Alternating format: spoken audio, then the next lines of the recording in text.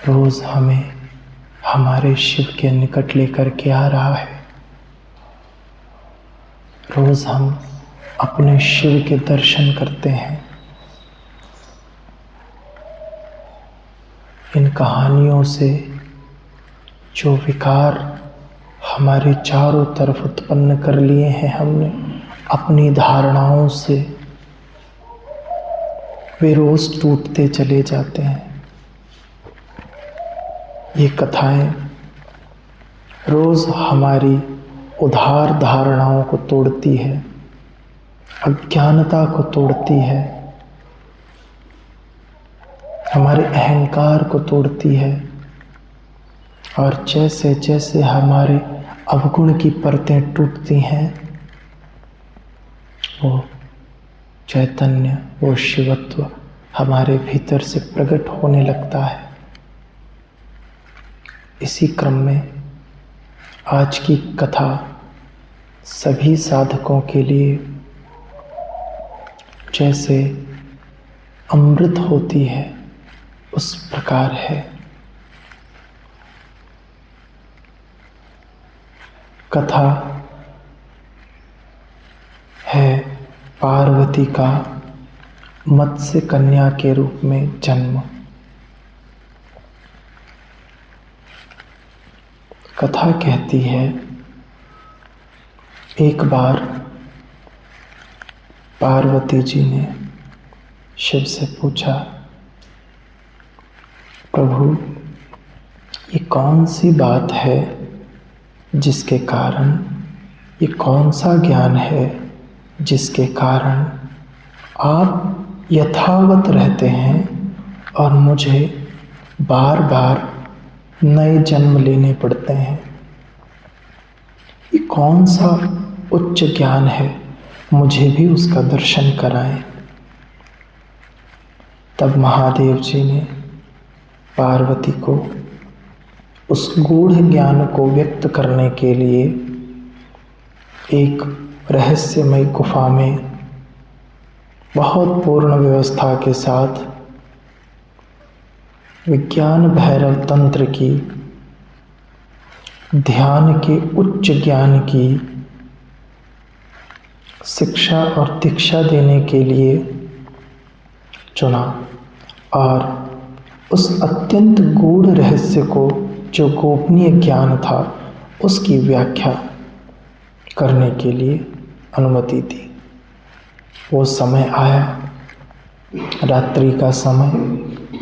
शिव जी पार्वती के गुरु बने और पार्वती ने शिष्यत्व स्वीकारा और उन्होंने ज्ञान देना प्रारंभ किया और चेतावनी भी दी कि चाहे कुछ भी हो जाए, तुम्हें निद्रा नहीं आनी चाहिए जब तक ये पूरा ज्ञान समाप्त नहीं हो जाए। तुम्हारी एकाग्रता भंग नहीं होनी चाहिए जब तक ये पूरा ज्ञान समाप्त ना हो जाए। मन में कोई विचार नहीं आना चाहिए जब तक ये पूरा ज्ञान ना समाप्त हो जाए। पार्वती ने हाँ कहा और कथा प्रारंभ हुई। लेकिन तीसरे प्रहर तक आते आते पार्वती को नींद लग गई और पार्वती सो गई। यह देखकर शिव जी बड़े क्रोधित हुए और क्रोध में उठ करके कहते हैं, पार्वती अभी तुम उस उच्च ज्ञान की अधिकारी नहीं हो।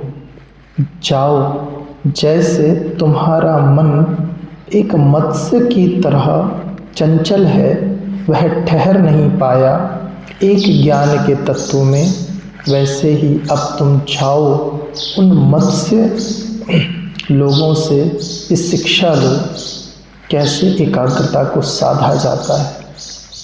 और वहाँ पार्वती ने अपने स्वरूप को गिराया और एक मत्स्य परिवार में मत्स्य कन्या के रूप में जन्म लिया। और जिस प्रकार मछली को पूरी एकाग्रता के साथ पकड़ा जाता है, जब तक वो मछली कांटे में ना फंस जाए तब तक उस मछली को पकड़ने वाला मछुआरा टस से मस नहीं होता, ठीक वैसे ही पार्वती ने अपनी एकाग्रता की साधना की और अंत में पुनः वो शिवत्व को प्राप्त हुई। ये कहानी, ये कथा प्रत्येक उस साधक के लिए अमृत है जो अध्यात्म की यात्रा पर निकला हुआ है। इस बात को बिना समझे कोई भी साधक उच्च ज्ञान तक, उस शिवत्व तक नहीं पहुंच सकता। ये गूढ़ संकेत है शिव की यात्रा का, अपने भीतर के शिव को जानने का। ये कथा मात्र शिव पार्वती की नहीं है, यह कथा तुम्हारी और हमारी भी है। यह कथा प्रत्येक शिष्य और गुरु की है। जब भी हम गुरु के समक्ष बैठते हैं, जब भी उच्च ज्ञान की ओर हम अपने कदम को बढ़ाते हैं, जब भी हम ध्यान के मार्ग की ओर बढ़ते हैं, हमारे मन में ढेर सारी चीज़ें चल रही होती हैं, हमारे मन में ढेर सारे विचार चल रहे होते हैं, ढेर सारे प्रश्न चल रहे होते हैं, ढेर सारी बातें चल रही होती हैं। गुरु यहाँ से कुछ कहता है और शिष्य वहाँ कुछ और सुन लेता है। गुरु यहाँ से कोई और बात कहता है और शिष्य उसे कुछ और समझ लेता है। इस कथा में जो मूल रहस्य है वह है सुनने की कला। सबसे पहला गुण, हम क्या सुनते हैं। इसी को अष्टावक्र जी ने जनक को समझाया था। जनक, यदि तुमने मेरी इन बातों को होश पूर्वक ही सुन लिया तो तुम सुनते सुनते ही मुक्त हो जाओगे। एक जागरूक होश पूर्वक चैतन्य बस सुनते सुनते मुक्त हो जाता है। इस सुनने पर बहुत जोर दिया गया है हमेशा से। योग्य श्रवण किसे कहते हैं? सुनता तो हर मनुष्य है, ये योग्य श्रवण क्या है, जिसको महावीर स्वामी जी ने सम्यक श्रवण कहा। सम्यक श्रावक, जिसको कृष्ण ने अर्जुन से कहा कि अर्जुन तू श्रोता बन, मेरी बातों को सुनने वाला बन। क्यों इतना सुनने पर जोर दिया है? सुनते तो हम भी हैं, नहीं, परंतु हम अपनी धारणाओं से सुनते हैं। हमको जो अच्छा लगेगा केवल हम वो ही सुनते हैं। जो हमने उधार ज्ञान इकट्ठा कर रखा है, अगर कोई उसी से संबंधित बात कहेगा हम केवल उसी को सुनेंगे। जो हमारे ज्ञान से मैच होगी बात, हम केवल उसी को ग्रहण करेंगे। हम सब पर्दे लगा करके बैठे हैं। जो बात हमारे पर्दे के रंग के हिसाब की है उसे केवल हम स्वीकार कर लेंगे, जो उसके अनुकूल नहीं है उसे हम अस्वीकार कर देंगे। हम विकल्प के साथ सुन रहे हैं, ऑप्शंस के साथ। बुद्धि तुरंत सचेत हो जाती है, सक्रिय हो जाती है कि ये तो मैंने ज्ञान इकट्ठा कर रखा था। अच्छा, ये इसी ज्ञान के अनुसार बात कर रहे हैं, तब तो ये मेरी ही बात कर रहे हैं। और जहां बुद्धि को वो बात नहीं भाई, बुद्धि तुरंत अस्वीकार कर देगी। हम आलस से करने लगेंगे, हमारी आंखें यहां वहां चली जाएंगी, पैर हिलने लगेगा, विचार चलने लगेगा। भले ही हम वहां बैठे हैं, भले ही वो बातें हम सुनते हुए नजर आ रहे हैं, पर भीतर से कुछ और चलने लग जाता है। यही पार्वती के साथ हुआ। जब शिव ने उनसे कहना चालू किया तो उसको अपने पुराने ज्ञान से संबंधित वो बात नजर नहीं आई और तुरंत उसका ध्यान चूक गया और निद्रा में वो चली। ये बात टालने का प्रतीक है।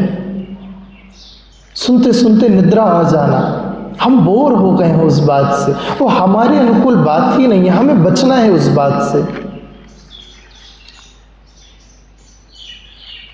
और इसी पर सभी उच्च चेतनाओं ने बहुत जोर दिया है। महावीर की परंपरा में, जैन परंपरा में तो एक विशेष प्रकार के मार्ग का उन्होंने प्रारंभ कराया, जिसे उन्होंने कहा सम्यक श्रावक, जो सुन सके। क्या सुन सके? मेरा मौन सुन सके, मैं कुछ नहीं कहूं तो भी वो सुन सके, मेरे शब्द नहीं, शब्दों के भीतर ये जो खालीपन है, शब्दों के भीतर ये जो प्राण व्यक्त हो रहा है, उसे सुन सके। इस चैतन्य को सुनते सुनते ही वह चैतन्य हो जाए।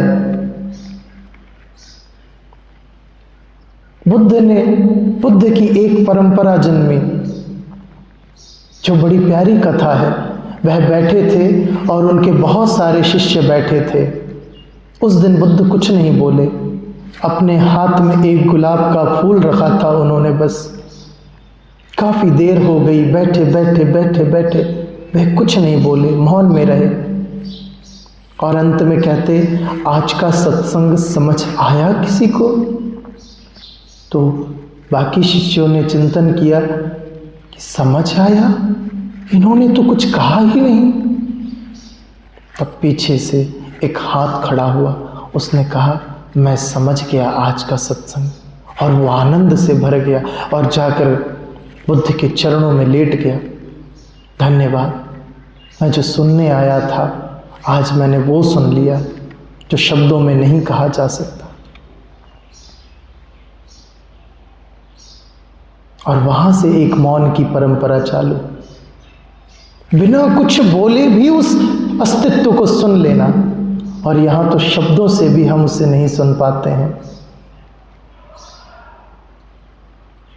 कृष्ण ने अर्जुन को बस कहा, पूरे 18 अध्याय कहा, एक एक बात को सुनते सुनते सुनते सुनते अर्जुन की चेतना मुक्तत्व होने लगी। वह सुनते सुनते उस ज्ञान को समझने लगा। पूरे होश से उसने सुनी उस बात को। इसीलिए सदा सुनने पर बहुत जोर दिया जाता है कि अपनी धारणाओं को लाकर मत सुनो। पुरुष हो, स्त्री हो, हिंदू हो, इस समाज के हो, उस समाज के हो, इस राष्ट्र के हो, इस पृथ्वी के हो, किसी अन्य ग्रह के हो, किसी अन्य ब्रह्मांड के हो, किसी भी बात को बीच में मत लेकर आओ।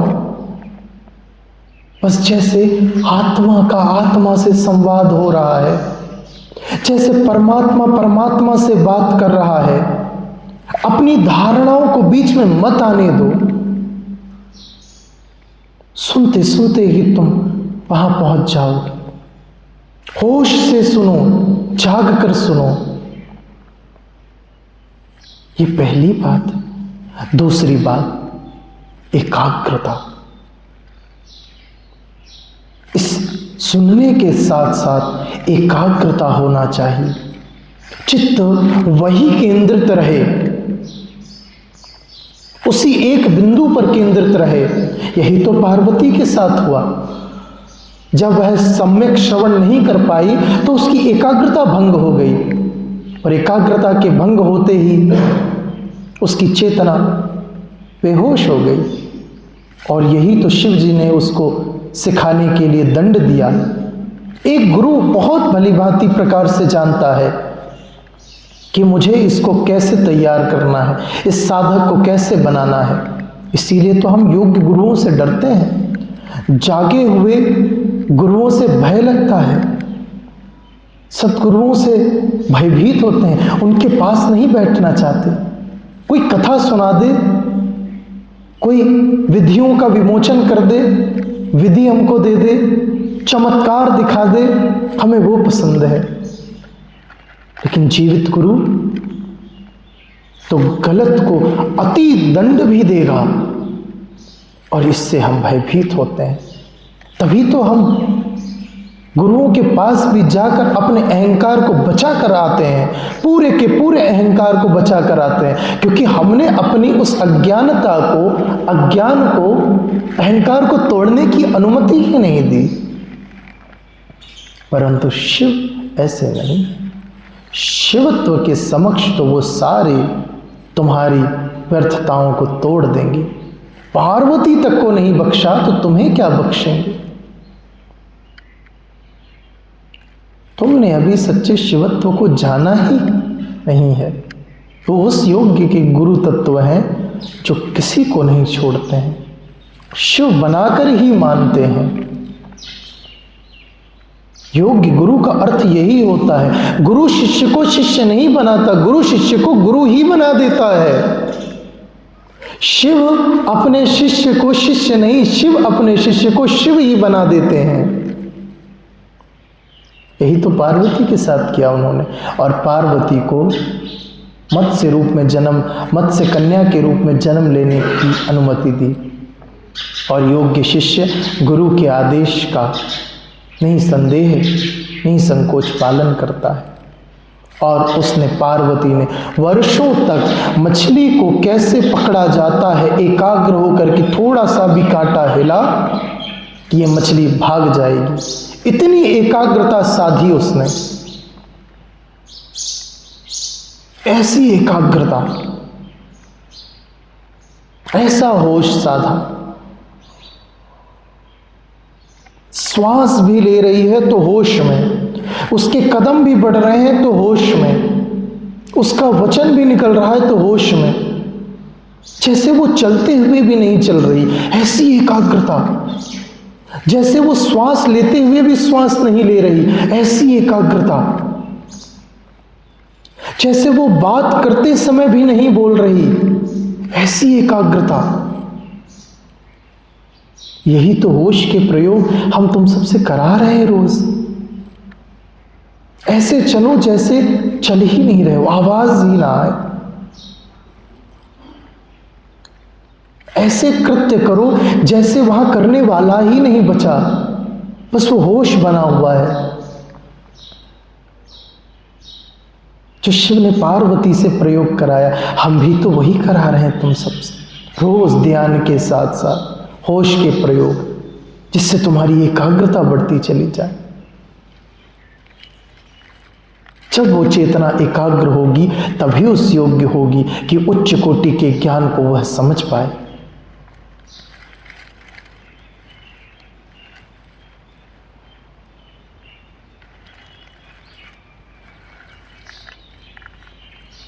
और तीसरी और अति महत्वपूर्ण बात, जब हम साधक की अवस्था में आए, जब हम सीखने की अवस्था में आए, जब हम योग्य पथ का चयन करें, अपने आध्यात्मिक यात्रा का पथ का चयन करें और योग्य गुरु का सानिध्य प्राप्त हो जाए, तब अपने आप को पूर्णतः वहाँ समर्पित कर देना चाहिए,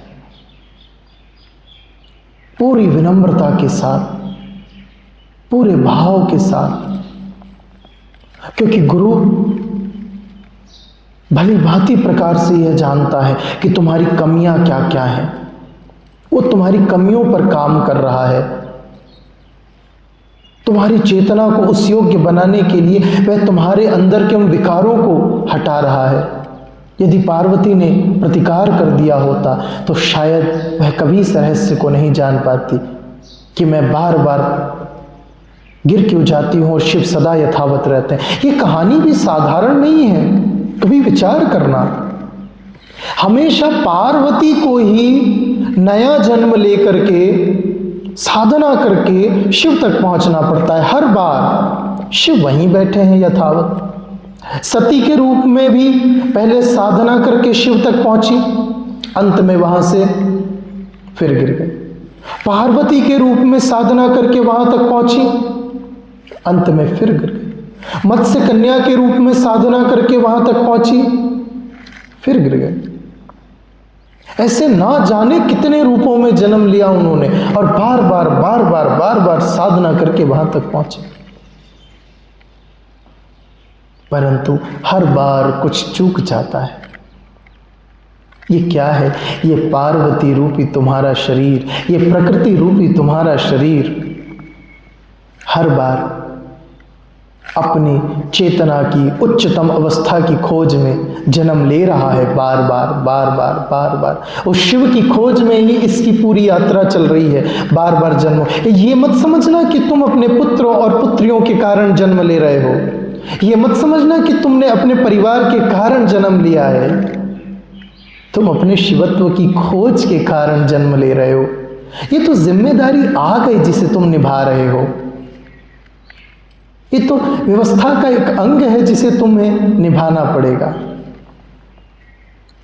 इसे निभाओ और अपने शिवत्व के पूर्ण उद्देश्य के पहले वंचित मत हो जाओ। इसमें अटक मत जाओ, इसके प्रति मोह से मत ग्रसित हो जाओ,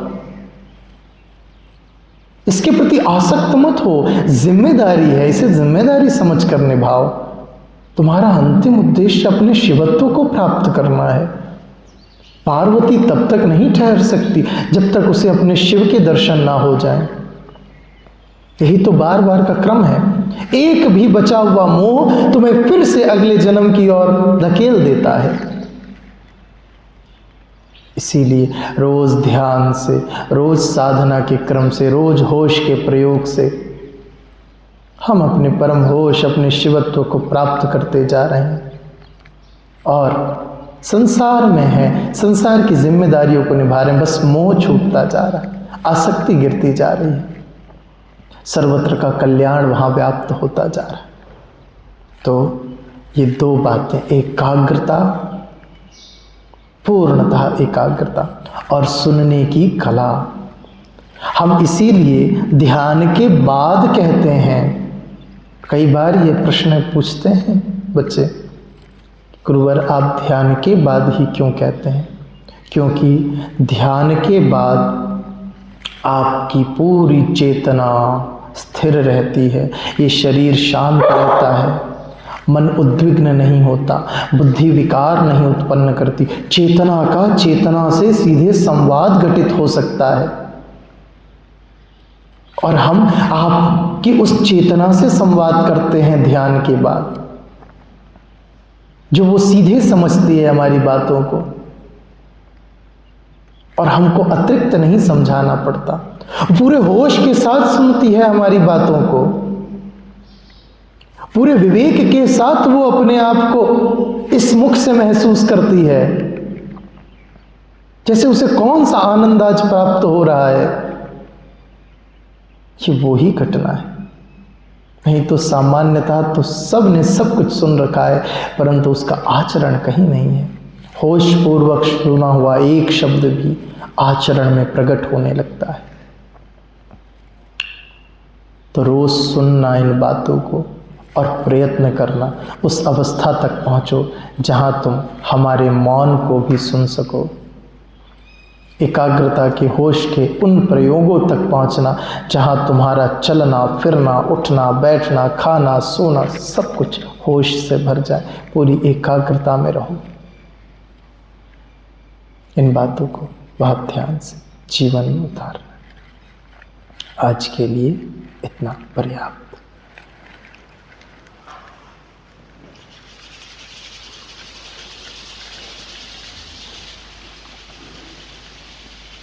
पहले हमने होश के प्रयोग बताए थे, आज संकल्प का एक प्रयोग बताने वाले हैं,